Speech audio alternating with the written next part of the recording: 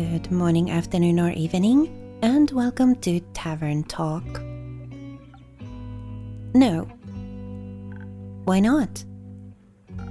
I don't even know who you are. I'm Melina, but you can call me Melly. No thanks. So, what else did you steal? Castles have many things, I've heard.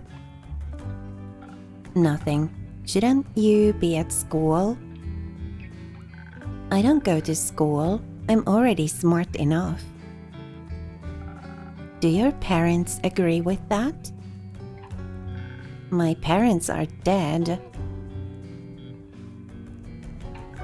And they didn't come back as ghosts to tell me to go to school. So it can't be that important. I'm sorry to hear that. It's okay. It's already been this many years since they died. Just kidding. I can count. It's been 7 years. So I was only 3 when they disappeared forever. I don't remember a lot about them. But I already solved their murder, so it's okay. Did you avenge them? No, they got eaten by zombies. And the zombies got eaten by a T-Rex. Not a lot left to avenge. That makes sense. It does. A classic adventurer's tale. Right? I basically speedrun my origin story. I've got dead parents as my motivation and a detective career to make sure I can help other people. Because people didn't help you? Exactly. But it's okay. It made me into the adventurer I am today. And I like who I am. Doesn't it make you sad? No. What's your origin story? Yes, Zephyr. What's your origin story? It is far too dark for your young mind to handle. Best you don't know. Okay, what's your name? Blaze. But she just called you Zephyr. That's my middle name. Okay, I'll respect your fake name, but only if you tell me what castle you stole the innkeeper a clock from. Fine, it was Marrow Castle. I was on a dangerous quest to steal a precious cape from a murderous vampire. Did she kill you? Obviously not. Not so murderous then. She would have if she had caught me. So she didn't? No, I managed to complete the mission undetected. Thanks to the invisibility that took hold of my body, I was able to avoid the cohort of monsters she had put in my path.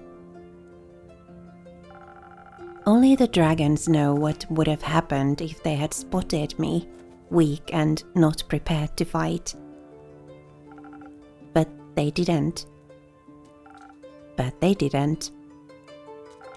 Even the living gargoyles with their lithic claws and at her doors did not sense my presence. I waited until they were mid-argument to sneak through a nearby window that had been left open to grant spiders easy access to the castle. I heard Marrow Castle is very scary. Was it very scary? Yes. On a scale from 1 to parents being eaten by a T-Rex, how scary was it? In the middle, I suppose? Interesting. Did you run into any traps? I was able to spot and avoid them all, thanks to my remarkable perceptive gifts. And your help. Anyway, I found the cape in her closet, hung up between ball gowns covered in rubies and diamonds. Did you take any? Maybe. So you're a thief? Obviously. Can you teach me how to be a better thief? I want to expand my portfolio. Why would I do that? Because I asked nicely? Forget it. I took the cape, along with whatever gemstones I could find, when I heard her approaching her chambers. Quickly I hid among the dressing gowns, holding my breath to avoid making any sound. I thought I had made it through when suddenly she opened the closet doors. I was pressed so close to the wall I thought the wood would start vibrating in rhythm with my heartbeat. But she reached right past me, picked out a hat, and returned to her dastardly vampiric activities. What are vampiric activities? I don't know. Sucking blood, turning into bats, scheming about blood. Lots of blood stuff, it sounds like. Indeed. Did you make it out of there easily, Blaze? I found a secret passageway that led below the pond, through the earth and to the summit of Witch's Peak. Almost scared this strange cleric to death when I regained my visibility. She was all ready to ignite me with her golden flames. That seems harsh for just a little jump scare. Are you sure your fingers stayed in your pockets? Who can say? Speaking of sleight of hand, where did you find that clock? It was sitting in a display case in the middle of a hallway that stretched on forever. Then how did you know it was in the middle? I could feel it. The case was locked, but with my expertise I was able to crack it open in no time. The antique clock stood right in between a ritualistic dagger and a vial of blood. And I thought it strange that it was the only item without a tag, so I took it. A tag? She's very organized, labels everything. Why would you display a vial of blood? Shouldn't that be in her pantry? Its label described it as blood from the very first vampire, Mike. Mike? Mike. Judging by its position next to such a priceless item, the clock must be worth a fortune. In that case, thank you again. It'll look great in my tavern. Indeed. It sounds like you would have been in a lot of trouble if you got caught. But I wasn't. Thanks to the innkeeper's drink, I not only survived, but also avoided the horror's wrath entirely. Sounds like a tasty drink. I would hope so. It seems like the quest was completed successfully. Thank you, Blaze. You did a good job. I'm lucky I survived once more. It's a miracle I made it past so many monstrous creatures without being harmed. Did you think you might die? When you took the quest, I mean. It's always a possibility. Then why would you go? Death is inevitable. Such is life. At least you have your cape now. It's not mine. It belongs to another vampire. Another vampire? Yes. It was stolen from him in a lover's quarrel. The clutches of love always end in cruel tragedy. But the comedy it takes to get there is worth the ride. Only for those willing to suffer.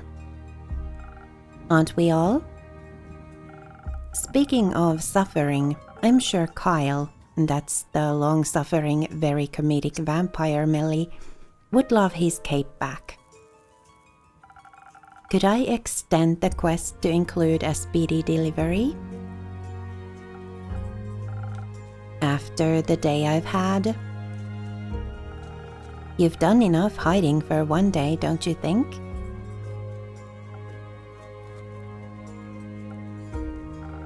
Professional hiding. Fine. I'll do a direct delivery, just this once. Where can I find this Kyle? Last I saw him, he left with Rhea to aid a certain cleric with her investigations. I'm sure you'll recognize her. Not her again.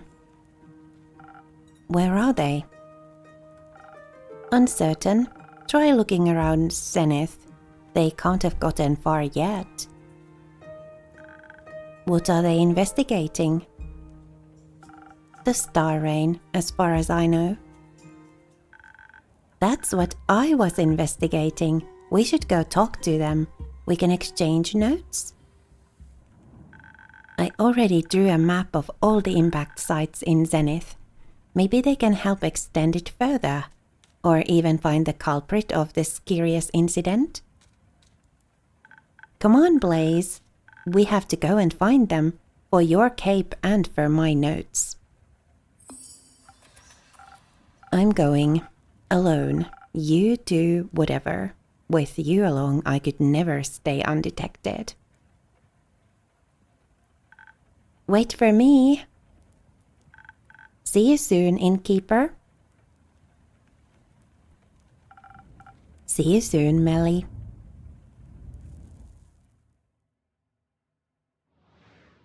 Ah, a new day.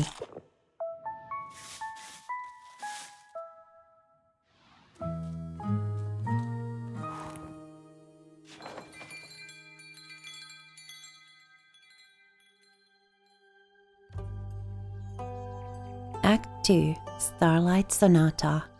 7, Crossroads of 3.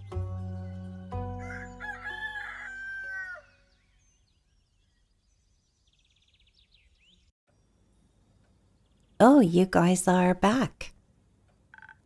Good morning. Good morning, Melly. Good morning, Blaze. I liked the previous name better. What have you both been up to today? Oh, you know, dilly-dallying and such. I was not dilly-dallying. He was. It goes well with the brooding. Sounds like a wonderful morning. Can I offer you both something to drink in these early hours? Yes, please. Can you make me something smart and sparkly? Can do. Smart and sparkly.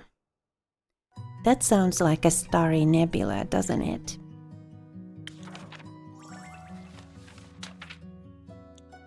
That's the, a sparkling nebula, right? That's this one.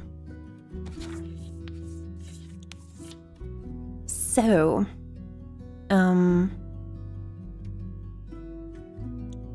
let's just make a regular sparkling nebula. We'll put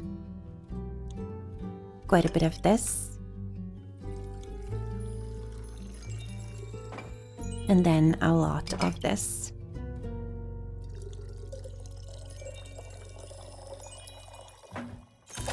And that's that.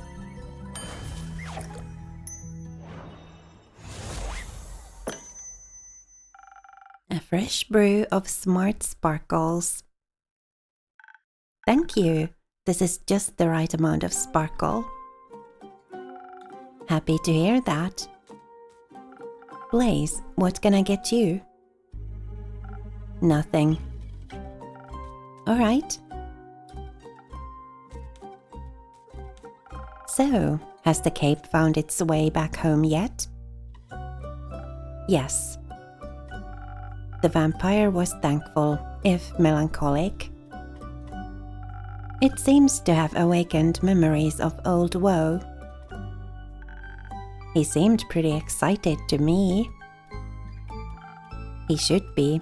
It fits him well. Almost like it was made for him. It was very interesting seeing a vampire in person. His fangs were shorter than I thought they would be. I expected them to be the size of a colossal saber-toothed tiger's fangs, but they were much tinier. A common misconception. Where did you find him? At the local Gaia temple. It got split in the middle by a fallen star. That sounds morbidly interesting. It was. I overheard some priests say they're thinking about rebuilding the temple around it because it looks kind of cool. And people like distinct temples. They do. The vampire was traveling with a really nice dwarf and a holy woman of Cassiopeia. They were asking around to see if the priests knew anything about the star rain. Did they? No, I could have told them that 2 days ago. But while we were sneaking around and listening in, we overheard the strangest conversation. Turns out, Elethria, that's the cleric's name, found out that one of the priests was actually a wobbling ooze in disguise. Scandalous. I know, right? But in the end, it was all okay. The others forgave him and he promised to try and become a real priest. Apparently, he really loves the humidity in the temple. They all hugged and everything. It was very sweet. I was really happy we could see that from the shadows. We? Me and the mysterious and quiet Blaze. He's my new associate. I'm no such thing. It's great to see you two working together so closely. You make a great duo. We're not a duo. Thank you. How did you find the right moment to give Kyle his cape between all of those heightened emotions? We didn't. She got caught. I thought one of the pillars would be big enough to hide behind, but it wasn't. It wasn't a pillar. It was a tall vase. I felt very well hidden when Elethria suddenly asked me if I wanted to stop hiding now. She was paying a lot of attention. I think she noticed me from the very beginning. She's so cool and smart. Did you ask her about her investigation? I did, but she said it was too early to share any insights. Even when I kept asking, she wouldn't budge. So I asked Master Smith Frostgrip to tell me more about the temple's architecture instead. Did you know that its altar was built from 1,000-year-old oak? I didn't, and that's fascinating. It is. She also told me I have to work on my stealth, and that's being small isn't going to be enough. I think she knows from experience. Better not tell her that. Better not. So, are you going to work on it? Yes, Blaze is going to show me the ropes. Is he now? Have to. She'll get herself killed otherwise. That's a very dramatic way to look at things. But also very nice of you. So, would you say your investigation was a success? Kind of. We got to see how clueless the other investigators are and returned the cape to Mr. Vampire. But we didn't find out anything new about the stars. And I didn't even get to see any monsters.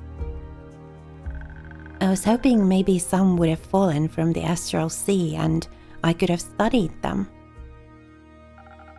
A dangerous if very exciting dream. Mostly a foolish one. You think so? Have you met monsters before? What kinds? Do you have favorites? What were the first ones you ever met? Did they try to eat you or be your friend? Of course I've encountered monsters before. They've been a part of my life for many years. The shadows are full of them. Really? That's scary. Of course it is. So the first monsters you ever saw were shadow monsters? No, they were much worse than that.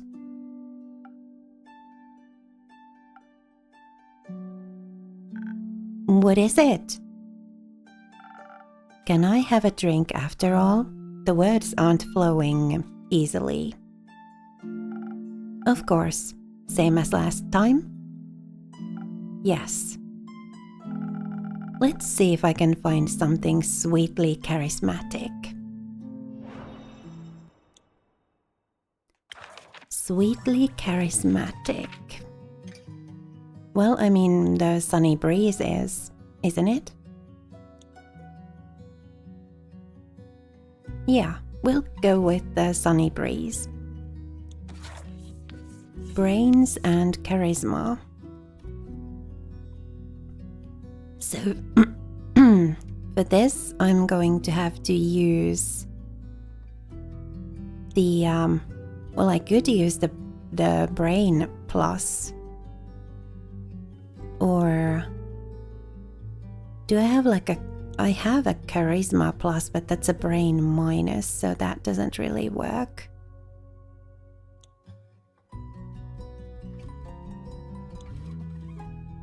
Okay, well, we'll do the brain plus thing.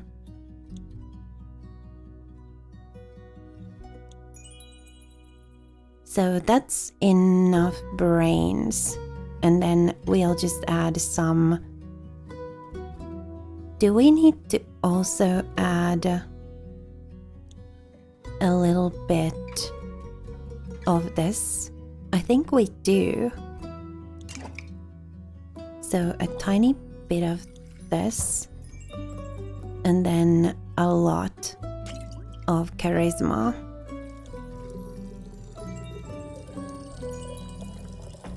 There we go. That's a sunny breeze.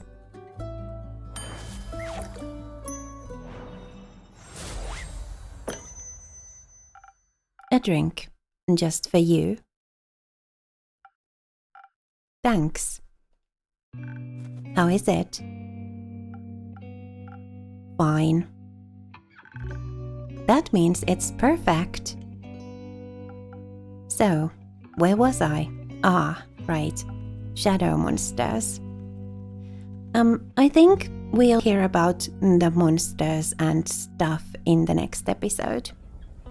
For now, thank you so much for watching and spending a little of your time with me here today. It was lovely to have you. Please remember to be kind to yourself. Have a lovely rest of your day, and I will see you again next time.